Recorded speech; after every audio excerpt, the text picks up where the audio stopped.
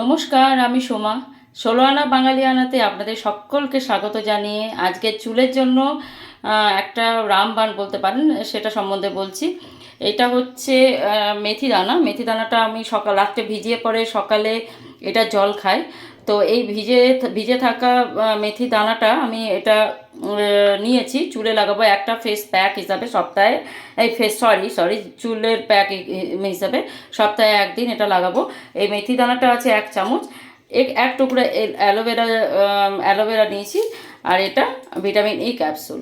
এবার vitamin E ক্যাপসুলটা আমি পরে দেবো। এইটা প্রথমে আমি মিক্সিতে পিষে নেব। মিক্সিতে পিষে তার মধ্যে ভিটামিন ই ক্যাপসুলটা দিয়ে এবং সেটা আমি চুলে লাগাবো। তো আপনাদেরকে করে দেখাচ্ছি আমি।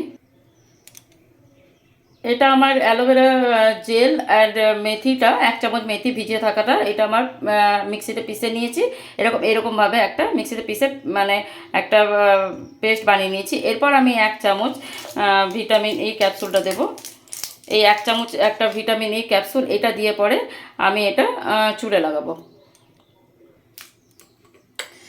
এরকমভাবে ভিটামিন ই ক্যাপসুলটা একটা ভিটামিন ই ক্যাপসুল দেওয়ার পর এরকমভাবে একটা পেস্ট তৈরি হয়ে গেছে।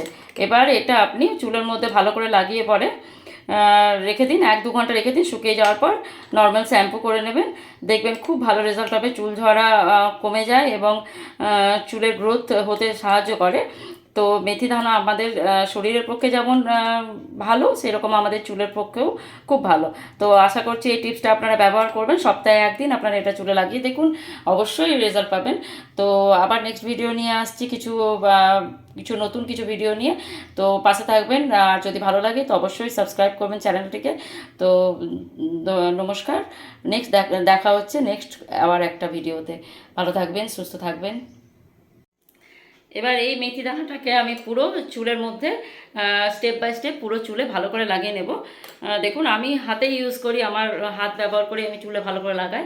আপনারা চাইলে হ্যান্ড গ্লাভস পরে বা ব্রাশে করে লাগাতে পারেন।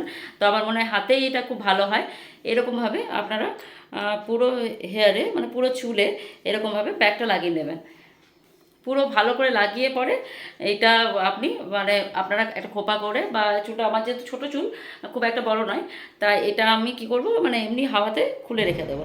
খুলে রেখে দেওয়ার পর এটা যখন শুকিয়ে যাবে 1-1.5 ঘন্টার মধ্যে, তারপর আমি এটাকে ধুয়ে ফেলবো। তো নেক্সট দেখা যাক চুলটা শুকিয়ে যাওয়ার পর বা হওয়ার পর কেমন লাগে, আপনাদেরকে অবশ্যই ভিডিওতে পাঠাবো। আর যদি ভালো লাগে তো অবশ্যই ট্রাই করুন, আর আমার চ্যানেলটিকে সাবস্ক্রাইব করুন। এরকম ভালো ভালো টিপস নিয়ে আবার আসবো। তো ভালো থাকবেন, সুস্থ থাকবেন।